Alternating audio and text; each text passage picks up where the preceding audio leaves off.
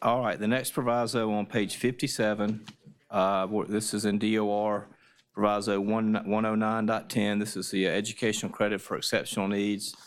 The subcommittee made a couple of changes, a couple of amendments in there. You'll see in your package. I'll go over those briefly. What's in there?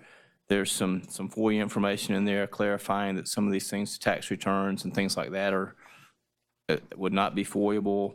It adds other language down there that an issue that the subcommittee heard some of the times was that there may be some instances where a school is charging a different tuition rate for someone who was receiving the scholarship. So there's language in there to put in a safeguard to make sure that does not happen.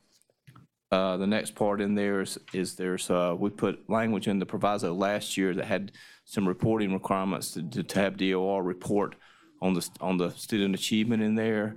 Some of that data they could not get, so this is language that's added in there to be able to get that data, to be able to give you some student achievement scores, not individualized or nothing. It's just, it would be reporting in the aggregate, wouldn't be getting individual test scores.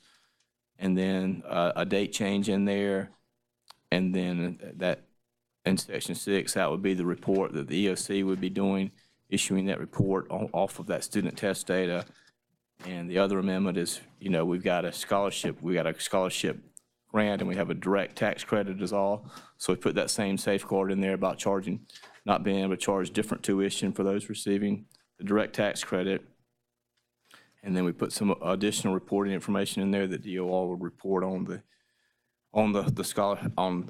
scholarship recipients by income range. That was your comments aimed toward one amendment or one amendment, one proviso. Yes, sir. Okay, I'm sorry. Yes, sir. All those were in the exceptional needs proviso. Thank you. Very briefly, Mr. Chairman. You'll recall that a few years ago, Senator from Beaufort and myself and the former senator from York worked really hard to try to bring some structure to this program, and I'm pleased to tell you I think it has really helped a lot. They have new leadership. I've met with them a number of times over the last couple months. They helped us draft this proviso. They needed some things which we've included in there to protect some information that they are worried. We, as you'll recall, had a report done by the Department of Revenue last year. Department of Revenue reported that they couldn't gather some of the information and they needed us to put this language in here to allow them to gather it. We worked with the operators to come up with that language as well. And that's really what this is geared toward, is just making sure that we have the information to determine, how the program's doing, what the results are, students are improving.